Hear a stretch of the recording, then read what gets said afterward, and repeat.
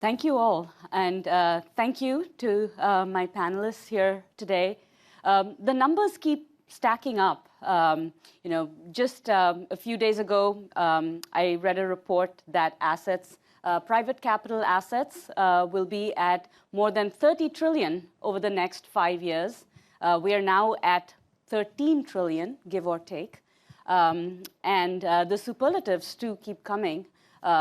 One of the largest leveraged buyouts on record happened just a couple of days ago, with equity financing checks also reaching record numbers. And all of this we are seeing against a backdrop of rising amounts of private capital, companies staying out of the public market, staying private for longer. And here I have 3 executives who've had front row seats to this phenomenon from very different vantage points. I wanted to start with Liz. You've been in the banking. You've been seeing and observing this from the vantage point of being in the syndication desk at Morgan Stanley, and your role recently sort of changed. And that's in part a reflection of how the market is changing and how finance has evolved to keep up with what's the post-financial crisis regulations and the evolution of the market. So maybe we can start with how your businesses have changed and are continuing to change against the backdrop of private capital. And Liz, maybe we can start with you. Absolutely. Shri, thank you so much for having me, and to Bloomberg, it's an honor. Morgan Stanley is celebrating our 90-year history this year, and our DNA was really an investment bank and underwriting firm, and our growth story has been our wealth management business. And I did start on the debt syndicate desk doing investment-grade bond offerings, and I moved to wealth management and was running most recently our private wealth division. And my new role is thinking about clients holistically. How do we bring together our wealth business and our investment banking and institutional securities business? And the reason we're so bullish on that is in part because of the evolution of the markets, as you said. We are seeing this growth and expansion of the private capital that's really allowing companies to stay private for longer. You may know some of these stats, but in the US, 85% of companies of 100 million or more in revenues are private. So it's really the economy is private. And how are we getting access for our individual clients, our institutional clients, to those private markets? Something that has changed for Morgan Stanley is that we've invested in something we call our workplace business. And we bought a company in Canada that no one had ever heard of that has a product called ShareWorks. And they manage the cap table for thousands of private companies. And we've most recently partnered with Carta, who is the largest equity administration software company for private companies. They cover 50,000 high-growth companies in the private space. And the reason I think that's relevant and what it means for the marketplace is that our ability to service those clients, both from a B2B perspective, but also for those employees and those executives, is really important. You think about private companies where their executives have a high net worth on paper, but they need to help in bridging, and they need liquidity solutions, or we can provide tender offers for their entire employee base. And then we're using our ultra high net worth wealth management demand that we're seeing to invest in those private companies. And that's a trend that we believe is going to continue, and we've invested for over a decade in that space. So talking a bit about the relationship between banks and private capital firms, Elisa, Natalia, not a long time ago, there was a fairly competitive dynamic there. It was fairly cutthroat, and now we are seeing a lot of partnerships between banks and firms like Apollo, KKR. How has that, from your vantage point, can you tell us a bit about what sort of prompted this and how that's developing? Sure. I mean, well, listen, I think at the end of the day, we've got to take a step back and think about why are there more private companies today, right? If you look at the other stat that I think is super interesting is there are 40% fewer public companies today than there were 20 years ago. So what's driving that? Why do companies want to stay private for longer? And how do they need different financing to support their growth, right? For us, it's all about a growth story, and I think that's really important. As a private company, what you're really focusing on is the velocity of change within the company to really focus on the profitability, the bottom line operational growth of the business, how do you reshore management, all of those things really, really matter.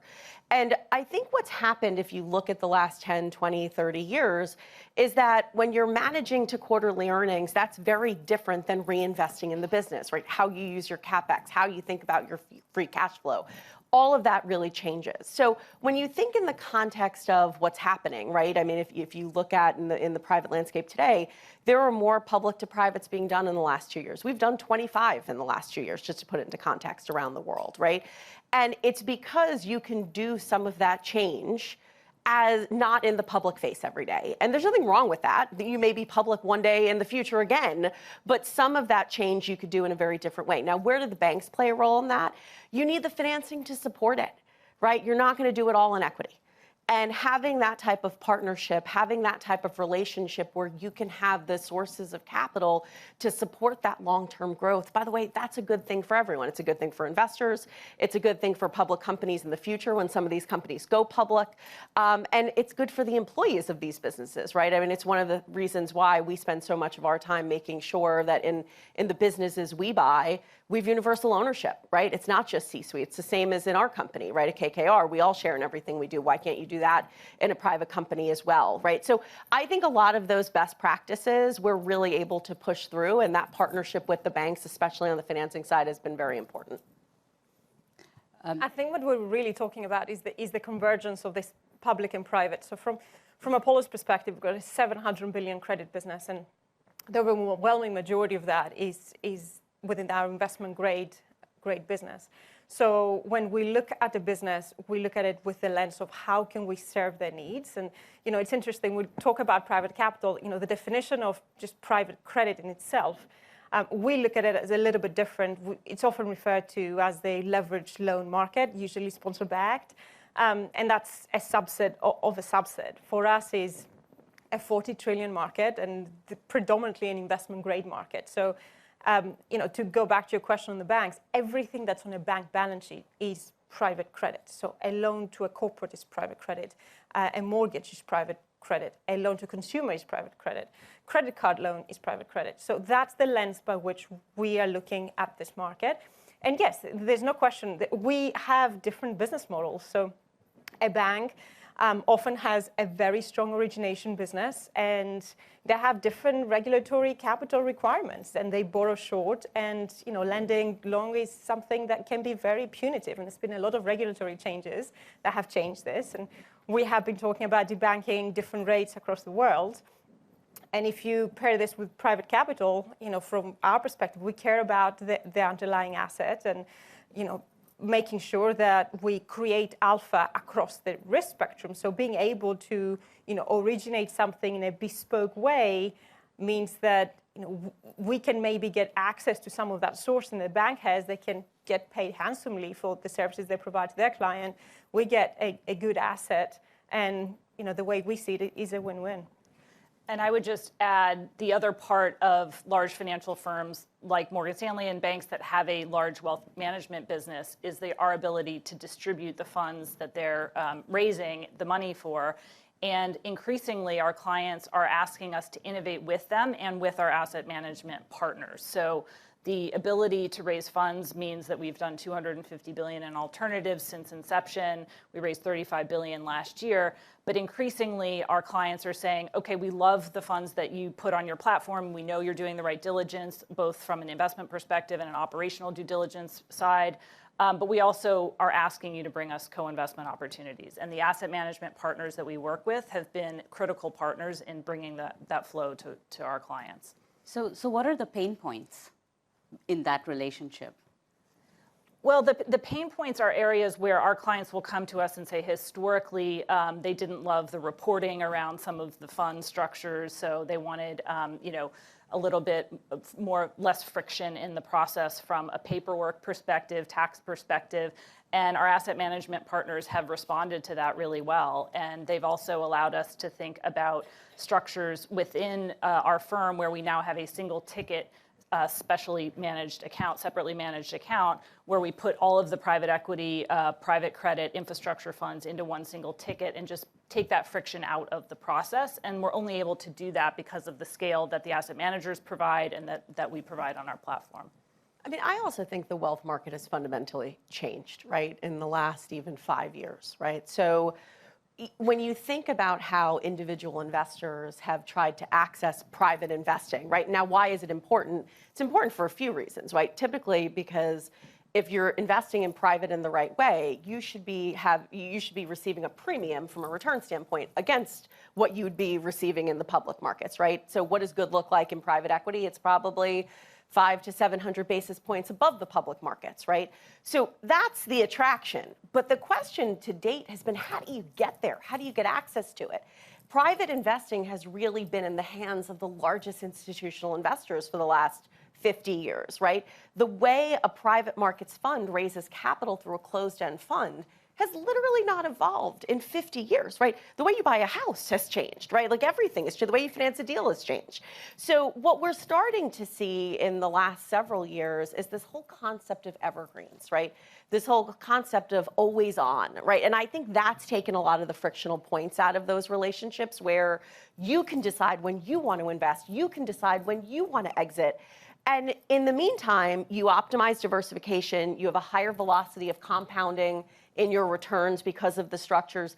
But I think to your point, you've got to be with the best in class managers, right? You've got to be with those who understand the cycle tested nature of the business, know how to drive returns. And if you can do that, I actually think it takes out a lot of the frictional pain points. And what we're doing is giving individual investors that same opportunity that a large institutional investor should have. But we're doing it in probably a more streamlined, less frictional way. So I actually think this is an exciting moment for us, right? I think it's an exciting moment for private capital. I think it's an exciting moment to see how different firms are accessing it.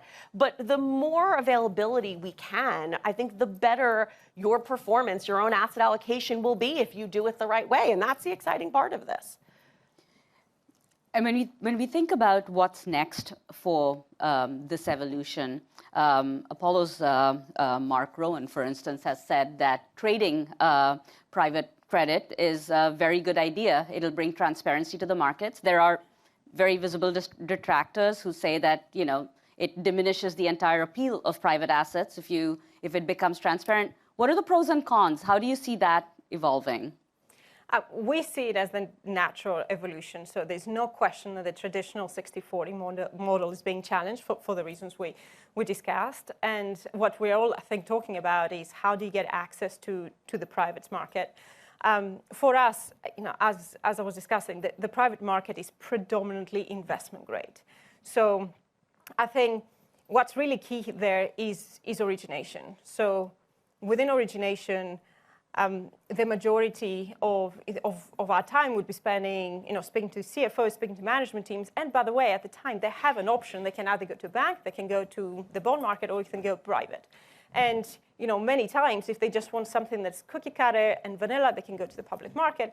But actually, if they want something that's very specific, very bespoke, then they go to the private market. And we have been able to demonstrate that some of the largest businesses, Intel, ABI, InBev, EDF have started to tap this market. So we think it goes towards the theme of convergence. So we think it's only natural when you start bringing more transparency across this side of the market, and we think it's a very natural evolution. We've been very public around our plans there. We've been hiring aggressively in order to build our capabilities, and we have already been trading and helping to trade billions of capital in the secondary market. And the question is, once you get the infrastructure right, and you are starting to see more of that trading happening in the so-called private credit, then what's the difference between public and private? And we don't think there is any, because ultimately what you're creating is alpha within the private market. And if you're able to solve for, you get paid a handsome premium for that. If you are able to solve for that illiquidity, then we don't really see much of a difference versus what's often referred to as as public. But do you see that premium shrinking over time as it becomes more transparent?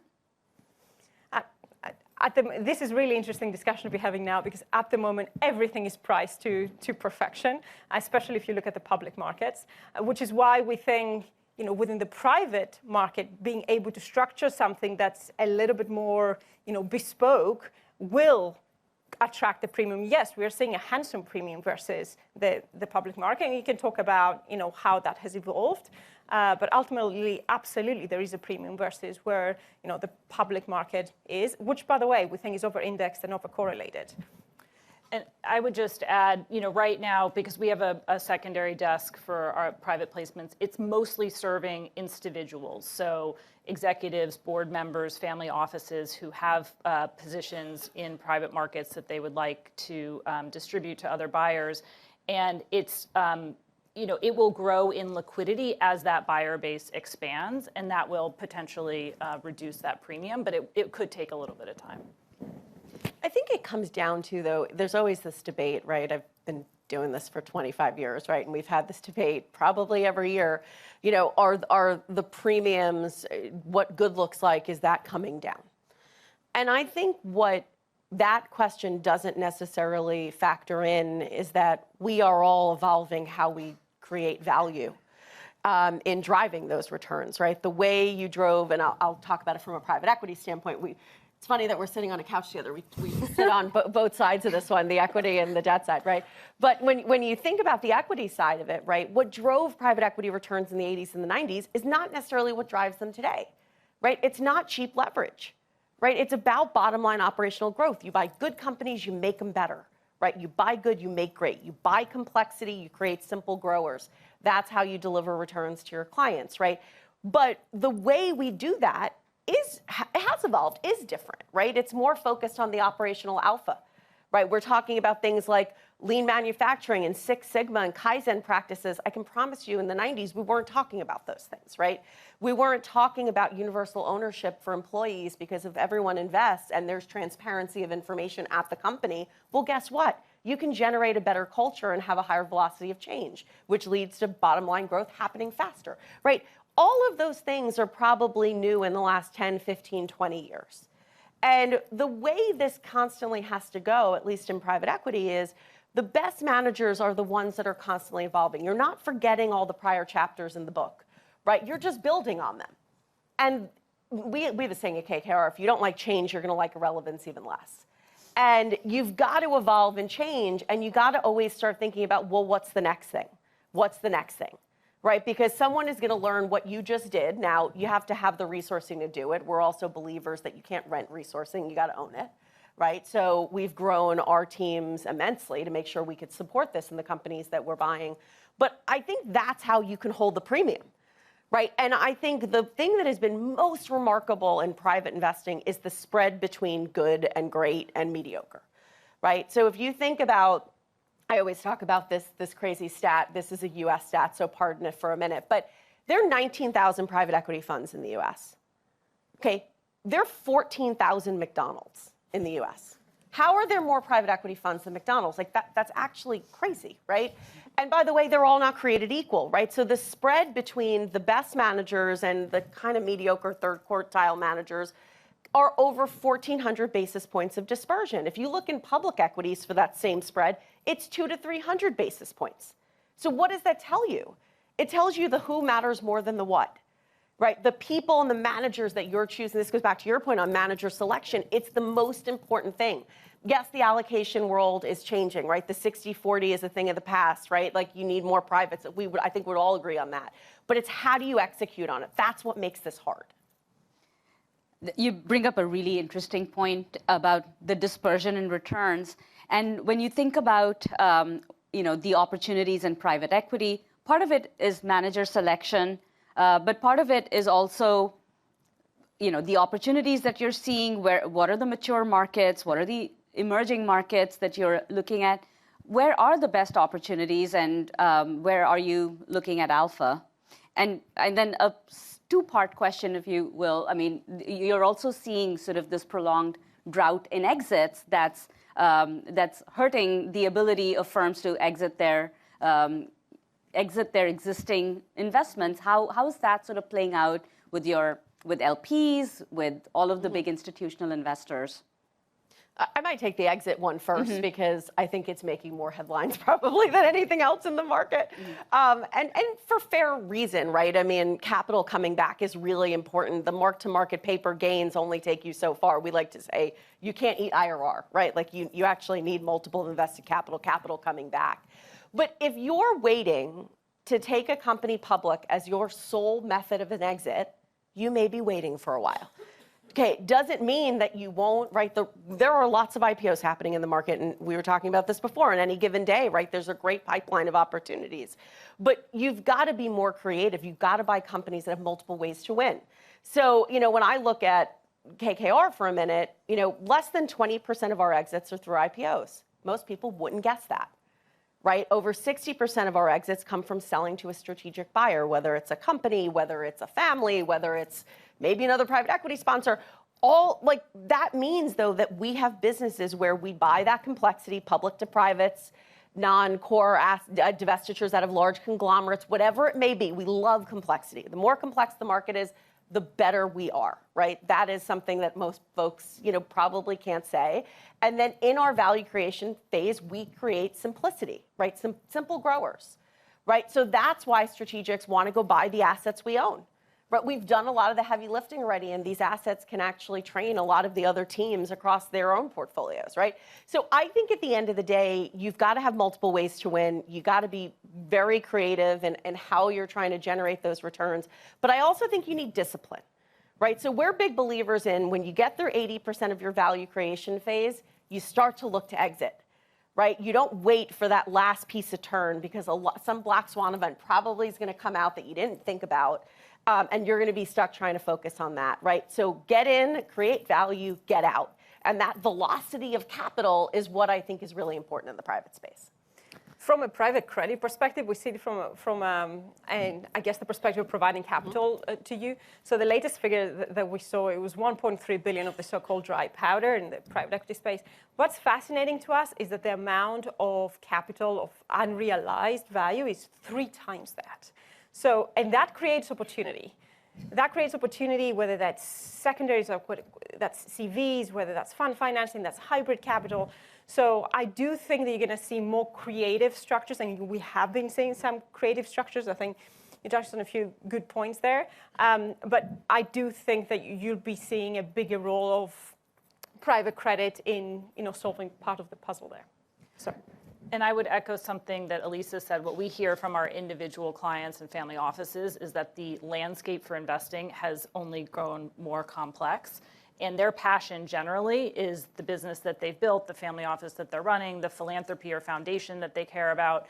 And they are really eager to outsource to the best-in-class fund managers, to the best-in-class financial advisors, the complexities of the financial landscape. That is just, simplicity is something they are craving right now in the market.